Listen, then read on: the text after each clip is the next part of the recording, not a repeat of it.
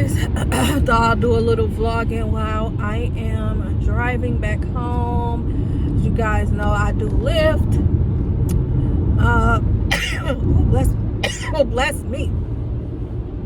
So I would like to start off by saying thank you for watching my channel, and don't forget to like, comment, subscribe, and share, and hit that bell for notifications as well. So today's vlog, it is October the 10th. It is currently 5:17 p.m. It's kind of late. I did have a long ride. I had to pick up someone in Oak Creek, Wisconsin, since I was out this way, and took them all the way to Kenosha, Wisconsin. That's basically almost to Illinois. So actually made it back to Milwaukee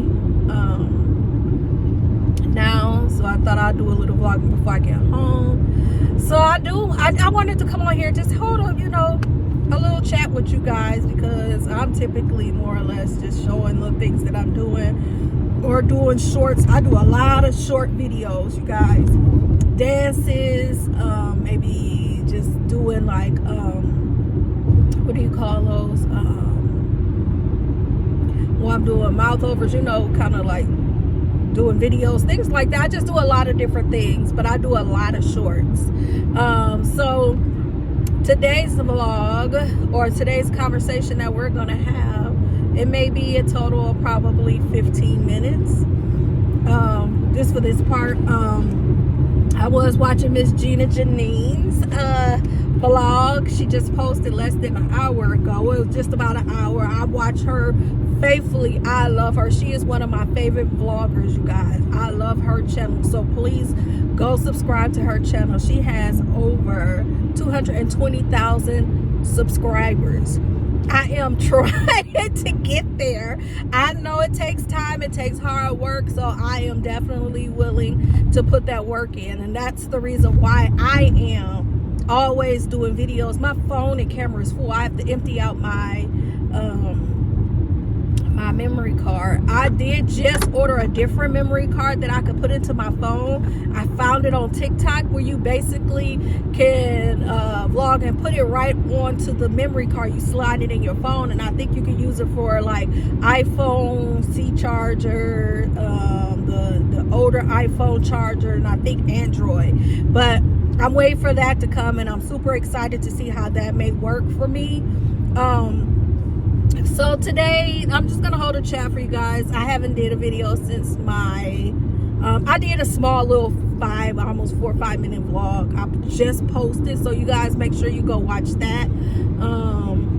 You guys can ask any type of questions. Like I said, I've always tried to reply back to my subscribers.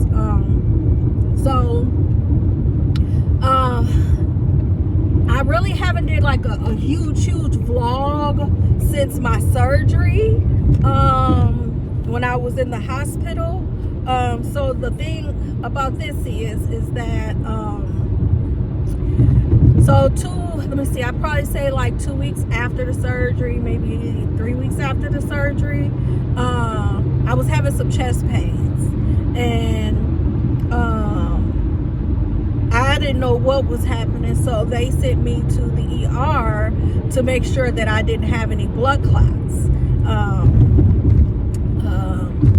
and like in my chest or in my lungs and things like that, or like in my legs and all of that. So come to find out, everything was fine with that. I didn't have any blood clots, but my heart rate was really fast, and my blood pressure was really high. And then I had a point to where, like, when I was dozing off, my breathing was going down, and they just kept checking on me, like, are you all right? And then they asked me if I had sleep apnea, same thing that they asked me when I was in the hospital. And I'm just still telling them, like, I don't know, because I really don't know. I was never told that. So I do have a sleep study coming up. My primary just scheduled. We done ran into some traffic, y'all. It's rush hour traffic. Everybody's getting off of work, trying to go home. So now we're at the stop and go port.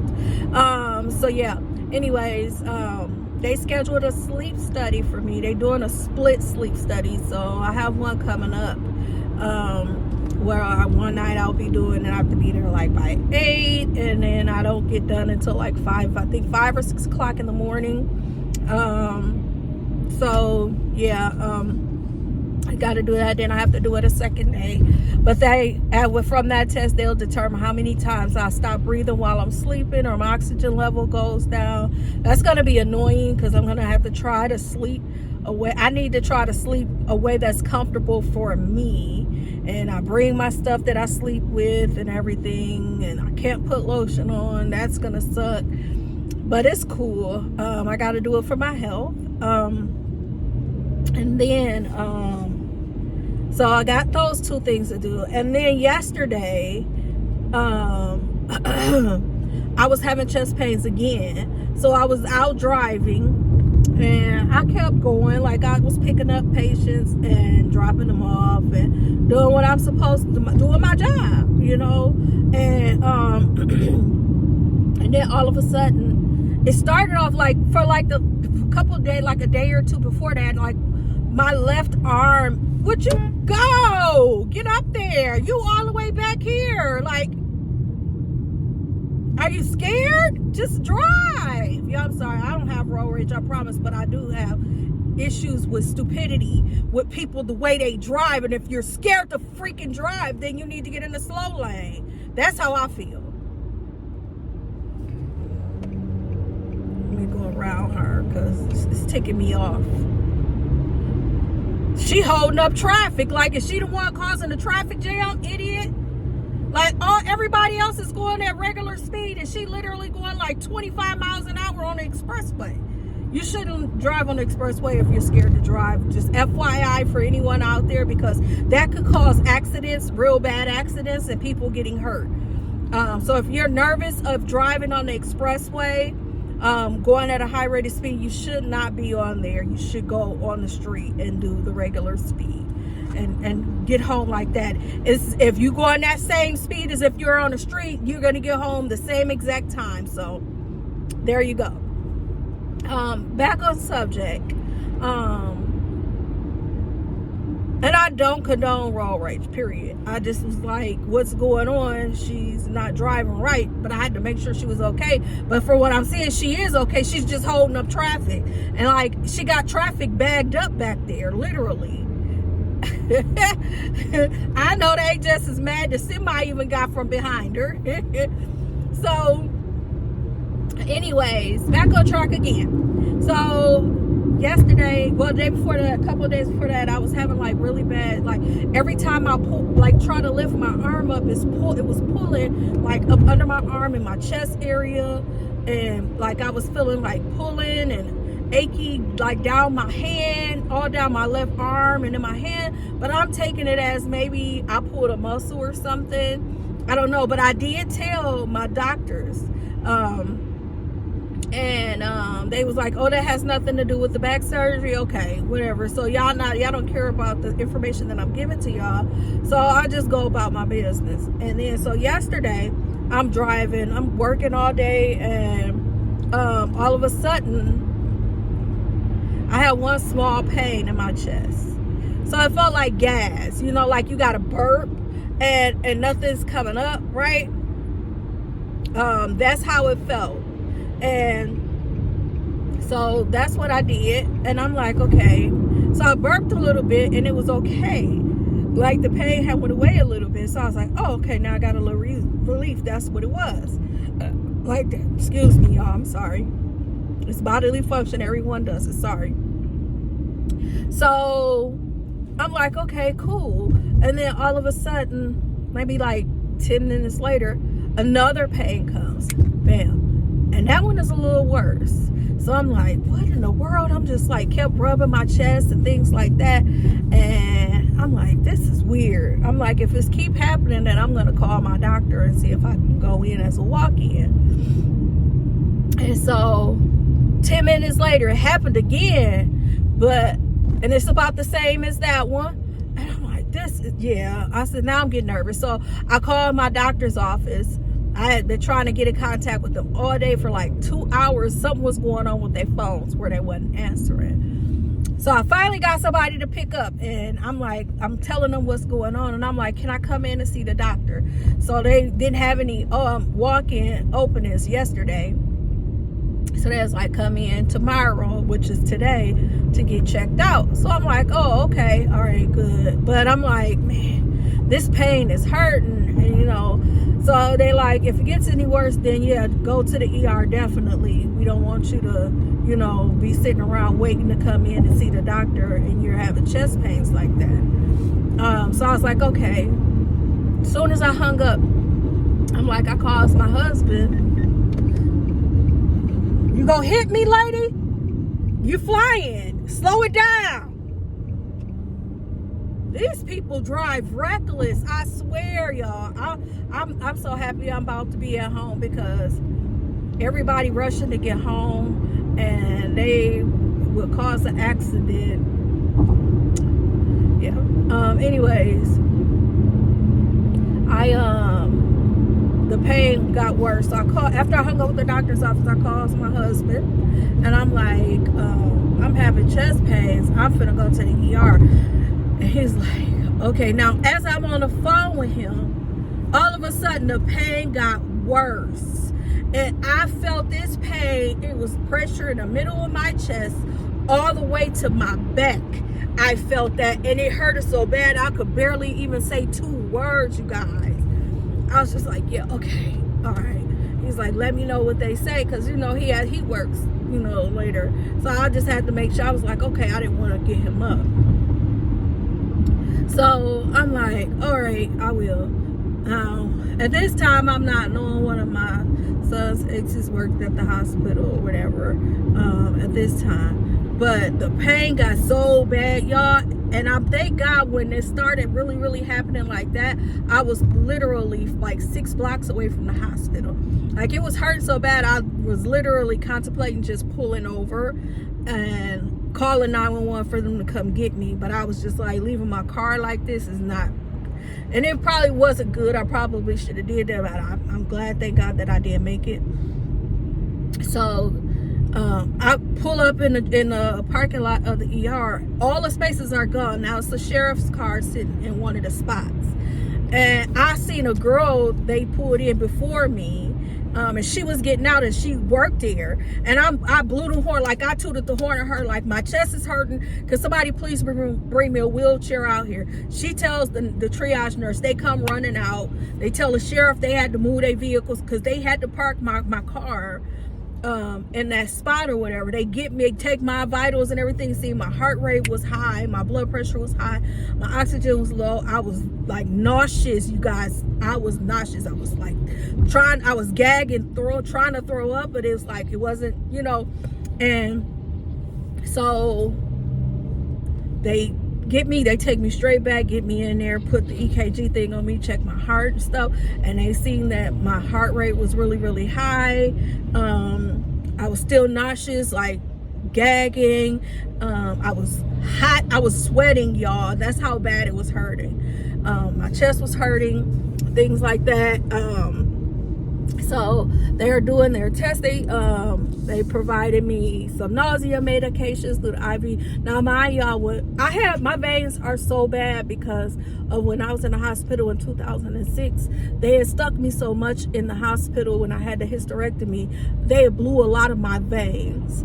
So I really don't have a whole bit much, you know, I do have a lot, but they're like deep veins. They're not the ones that they typically use for like IVs if they don't have to, especially in my left arm. My left arm is really, really bad. They can never find a vein over there for some reason. So they always go to my right arm, which is the arm that I'm right-handed. And so they finally, after they stuck me about, I on one of my videos, I think I put only like 6 times, but I believe they stuck me about 10 times. Because the last one the very first one the first nurse she stuck me twice. She couldn't get a vein. The second nurse stuck me 3 times. She couldn't get a vein. Then the last nurse, which was the charge nurse, she got the vein and it was working perfectly fine.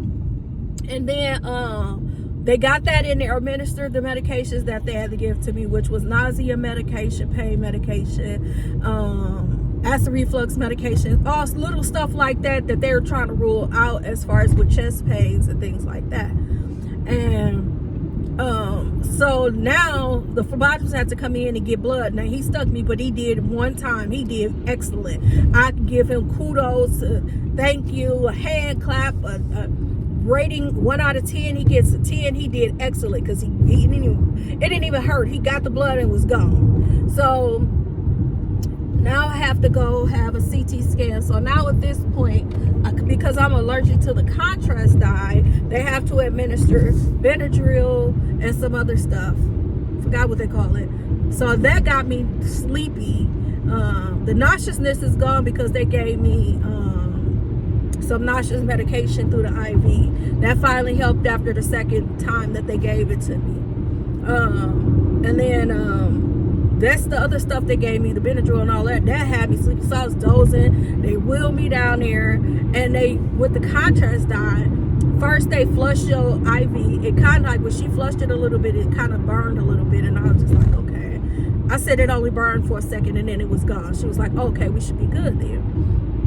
And so they put the tube in there for the contrast dye to be administered. And she was like, hold your arm up here. You're going to have a warm feeling, such, such, such, such. And I said, okay. So I pulled my arm up there and it went in. I felt the warm feeling all over my body. They took the picture and they was like, we should be done. And then all of a sudden, so I put my arm down and I'm like, after it was over, I'm like, oh man, I had a huge knot on the side of my arm where that IV was. So what it did is it blew the IV.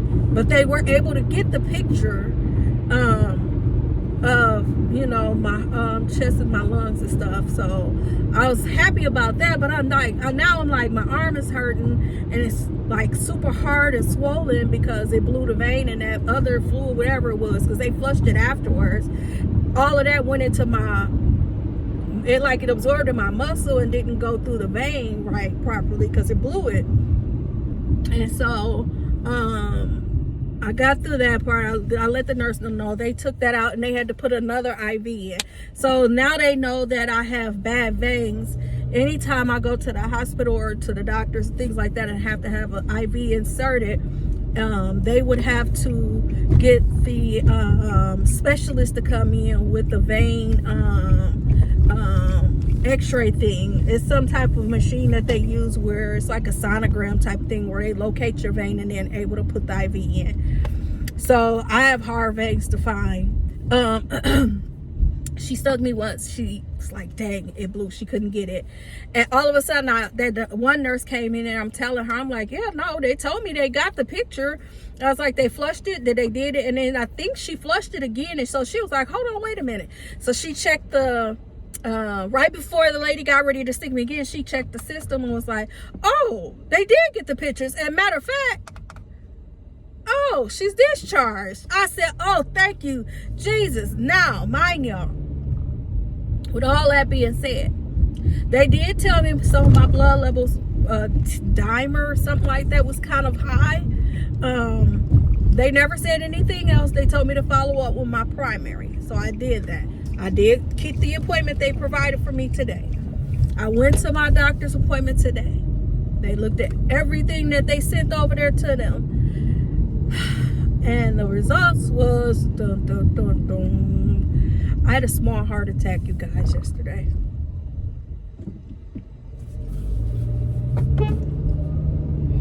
I had a small heart attack yesterday, you guys.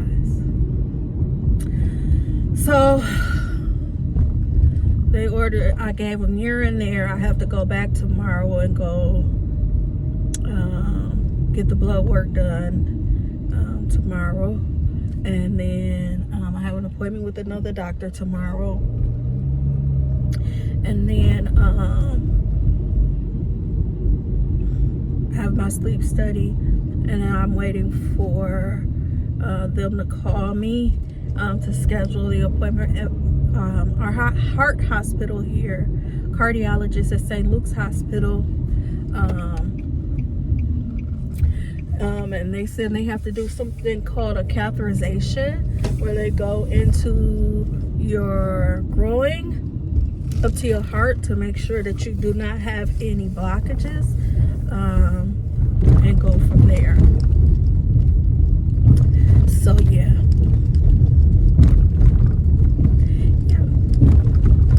unfortunately. So I'll see y'all in a minute. Hold on.